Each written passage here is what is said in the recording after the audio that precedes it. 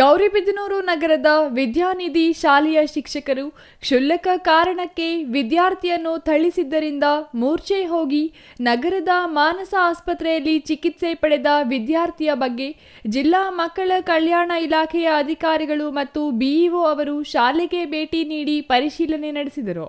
ವಿದ್ಯಾನಿಧಿ ಶಾಲೆಯಲ್ಲಿ ಓದುತ್ತಿರುವ ಸುಶಾಂತ್ ಪಕ್ಕದಲ್ಲಿ ಕೂರುವ ವಿದ್ಯಾರ್ಥಿಯ ಪುಸ್ತಕದ ಹಾಳೆ ಹರಿದ ಎನ್ನುವ ಕಾರಣಕ್ಕೆ ಉಪಪ್ರಾಂಶುಪಾಲರು ಮತ್ತು ಶಿಕ್ಷಕರು ಸಿಸಿ ಕ್ಯಾಮೆರಾ ದೃಶ್ಯಗಳನ್ನು ತೋರಿಸಿ ಮಾನಸಿಕವಾಗಿ ಹಿಂಸೆ ನೀಡಿ ಥಳಿಸಿದ್ದಾರೆ ಎಂದು ವಿದ್ಯಾರ್ಥಿ ಶುಕ್ರವಾರ ಆಸ್ಪತ್ರೆಯಲ್ಲಿ ಹೇಳಿಕೆ ನೀಡಿದ್ದು, ವಿದ್ಯಾರ್ಥಿಯ ತಾಯಿ ಸಹ ಪಕ್ಕದ ವಿದ್ಯಾರ್ಥಿಯ ಪುಸ್ತಕದಲ್ಲಿ ಹೋಂವರ್ಕ್ ನೋಡಿಕೊಂಡು ಬರೆಯುತ್ತಿದ್ದಾಗ ಬೇರೆ ವಿದ್ಯಾರ್ಥಿ ಪುಸ್ತಕದ ಹಾಳೆ ಹರಿದ ಎಂಬ ಕಾರಣಕ್ಕೆ ಕೊಠಡಿಯಲ್ಲಿ ಕೂಡಿ ಹಾಕಿ ಶಿಕ್ಷಕರು ಮನೆ ಬಂದಂತೆ ಥಳಿಸಿದ್ದಾರೆ ಎಂದು ನಮ್ಮ ಮಗ ತಿಳಿಸಿರುವುದಾಗಿ ಶುಕ್ರವಾರದಂದು ಆಸ್ಪತ್ರೆಯಲ್ಲಿ ಪೋಷಕರು ಆರೋಪಿಸಿದ್ದರು.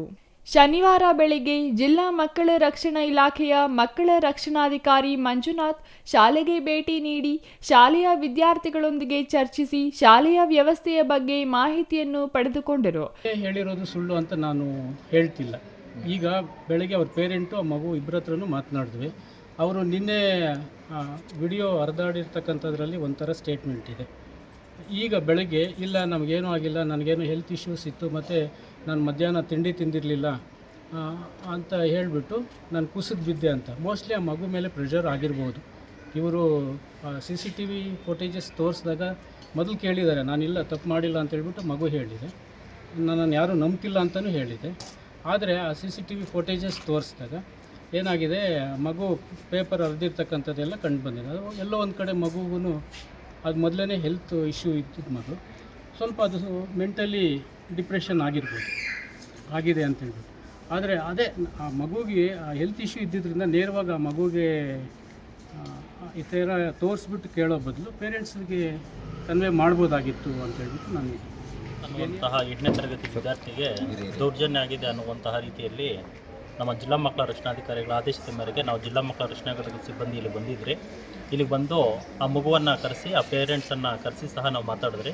ಆ ಮಗು ಮತ್ತು ಪೇರೆಂಟ್ಸ್ ಇಬ್ಬರೂ ಒತ್ತಡಕ್ಕೆ ಒಳಗಾಗ್ಬಿಟ್ಟಿದ್ರು. ಅವ್ರು ಏನು ಮಾತಾಡಿದ್ರು ಸ್ಪಷ್ಟವಾಗಿ ಮಾತನಾಡುವಂಥ ರೀತಿಯಲ್ಲಿ ಇರಲಿಲ್ಲ. ನಮಗೇನು ಆಗಿಲ್ಲ, ನಾವು ಆರಾಮಾಗಿದ್ದೀರಿ ಅನ್ನುವಂತಹ ಹೇಳಿಕೆಯನ್ನು ಅವ್ರು ಕೊಟ್ಟಿದ್ದಾರೆ. ನಾವು ಅದನ್ನು ರಿಪೋರ್ಟ್ ಮಾಡಿದ್ದೀರಿ. ಮತ್ತು ಶಾಲೆಯಲ್ಲಿ ನಮ್ಮ BO ಸರ್ ಹೇಳಿದಾಗೆ ಸಲಹಾ ಪೆಟ್ಟಿಗೆಗಳು ಅಳವಡಿಸಿರೋದಿಲ್ಲ. ಹಾಗೂ ನಮ್ಮ 1098 ನಮಗೆ ಕಾಣಬೇಕಾಗಿರುವಂತಹ ರೀತಿಯಲ್ಲಿ ದೊಡ್ಡದಾಗಿ ಒಂದು ಮಾಡಿಸ್ಬೇಕಾಗಿತ್ತು, ಅದು ಸಹ ಇಲ್ಲ. ಬಟ್ ಅವರು HMಗೆ ಹೇಳಿದ್ರು ಸಲಹಾ ಪೆಟ್ಟಿಗೆಗಳನ್ನ ಪ್ರತಿ ಕ್ಲಾಸಲ್ಲೂ ಇಡ್ತೀವಿ ಅಂತ ಹೇಳಿದ್ದಾರೆ.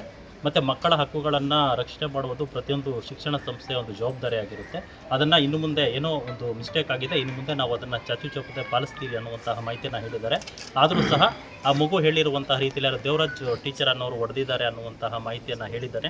ಅದ್ರ ಮೇಲೂ ನಾವು ಮಾಹಿತಿಯನ್ನು ತಗೊಂಡಿದ್ದೀರಿ. ಈ ಎಲ್ಲ ಮಾಹಿತಿಯನ್ನು ನಾವು ನಮ್ಮ ಮೇಲಾಧಿಕಾರಿಗಳಂತ ಜಿಲ್ಲಾ ಮಕ್ಕಳ ರಕ್ಷಣಾಧಿಕಾರಿಗಳಿಗೆ ಮಾಹಿತಿಯನ್ನು ಕೊಟ್ಟು ಆ ಮೂಲಕ ತಪ್ಪು ಯಾರೇ ಮಾಡಿದರೂ ಸಹ ಅದನ್ನು ಪರಿಗಣನೆಗೆ ತಗೊಂಡು ಆ ತಪ್ಪು ಮರುಕಳಿಸಿದಂತೆ ಮಾಡುವಂತಹ ರೀತಿ ಮತ್ತು ತಪ್ಪು ಮಾಡಿ ಒಂದು ವೇಳೆ ತಪ್ಪೇನಾದರೂ ಮಾಡಿದರೆ ಅದಕ್ಕೆ ಸೂಕ್ತವಾದಂಥ ಕ್ರಮವನ್ನು ನಮ್ಮ ಮೇಲಾಧಿಕಾರಿಗಳು ತಗೊಳ್ತಾರೆ.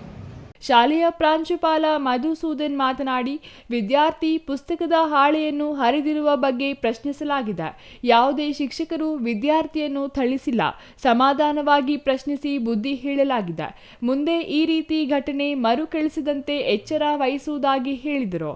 ಹೇಳಿಕೆ ಕೊಟ್ಟೆ, ನಾನು ಏನೇ ಆದ್ರೂ CCTV ನೋಡಿ ವಿಚಾರಿಸಿ ಹೇಳ್ತೀನಿ, ಕಂಪ್ಲೇಂಟು ಹೇಳಿಕೆಗಳೆಲ್ಲ ಹೇಳಲ್ಲ ಅಂತ.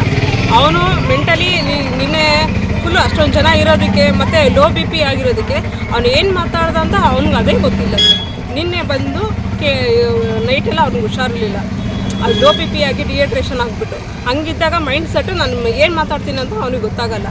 ಸೊ ಇಲ್ಲಿಗೆ ಬಂದು ವಿಚಾರಿಸಿದಾಗ ಟೀಚರ್ಸು ಬರೋ ಹುಡುಗರು ಇದಕ್ಕೆ ನಾನು ಫೋಟೇಜು ನೋಡಿದ್ದೀನಿ, ಅಂಥದ್ದೇನೂ ಆಗಿಲ್ಲ. ಹಾಗಾದ್ರೆ ನಿಮ್ಮ ಮಗ ಒಂದು 5 ಜನ ಶಿಕ್ಷಕರ ಹೆಸರು ಹೇಳ್ದ, ಅದೆಲ್ಲ ಸುಳ್ಳ? ಡಿಹೈಡ್ರೇಷನ್ ಆಗಿದೆಯಲ್ವಾ, ಮೈಂಡ್ ಸೆಟ್ಟು ಅಷ್ಟೊಂದು ಜನ ನೋಡಿರೋದಕ್ಕೆ ಅವ್ನು ಏನು ಮಾತಾಡ್ದ ಅವನಿಗೆ ಗೊತ್ತಿಲ್ಲ. ಸುಳ್ಳು, ಅದೆಲ್ಲ ಸುಳ್ಳು. ಹಾಗಾದ್ರೆ ನಿಮ್ಮ ಮಗ ಹೆಂಗಿದ್ದಾರೆ ಈಗ? ಚೆನ್ನಾಗಿದ್ದಾನೆ ಸರ್. ಏನು ಹೇಳ್ತಾರೆ ನಿಮ್ಮ ಸ್ಕೂಲವರು ಏನು ಹೇಳ್ತಾರೆ ಇದಕ್ಕೆಲ್ಲ? ಸ್ಕೂಲವರು ಏನು ಹೇಳಿಲ್ಲ ಸರ್. ನಿನ್ನೆಯಿಂದ ಮೇಡಮ್ ಪಾಪ ಶರ್ಮಿಳಾ ಮೇಡಮ್ ಬಗ್ಗೆ ತುಂಬ ತಪ್ಪಾಗಿ ಹೇಳಿಕೆ ಕೊಟ್ಟಿದ್ದೀರಾ. ಅವ್ರು ನಾನು ಬರೋಕ್ಕಿಂತ ಮುಂಚೆನೇ ನನ್ನ ಮಗನಿಗೆ ಟ್ರೀಟ್ಮೆಂಟ್ ಕೊಡಿಸಿ ಇದು ಮಾಡಿಸಿದ್ದಾರೆ. ದಯವಿಟ್ಟು ಸ್ಕೂಲ್ ಬಗ್ಗೆ ಆಗಲಿ ಟೀಚರ್ಸ್ ಬಗ್ಗೆ ಆಗಲಿ ಅವೇನಂತರ ಹೇಳಿಕೆಗಳು ಕೊಟ್ಟರೆ ದಯವಿಟ್ಟು ವಾಪಸ್ ತಗೊಳ್ಳಿ. ಅಂಥದ್ದು ಏನೂ ನಡೆದಿಲ್ಲ, ನೀವು ತಿಳ್ಕೊಳಂಗೆ. ಬಿಒ ಗಂಗರೆಡ್ಡಿ, ಸಿಡಿಪಿಒ ರವಿಕುಮಾರ್, ಶಾಲೆಯ ಆಡಳಿತ ಮಂಡಳಿಯ ಅಧ್ಯಕ್ಷ ಇಎಸ್ ರಮೇಶ್ ಮತ್ತು ನಿರ್ದೇಶಕರು, ಶಿಕ್ಷಕರು, ನಗರ ಠಾಣೆಯ ಎಸ್ಐ ಗೋಪಾಲ್ ಮತ್ತು ಸಿಬ್ಬಂದಿ ಈ ಸಂದರ್ಭದಲ್ಲಿ ಹಾಜರಿದ್ದರು. R Manjunath, CTV news, Gauribidanur.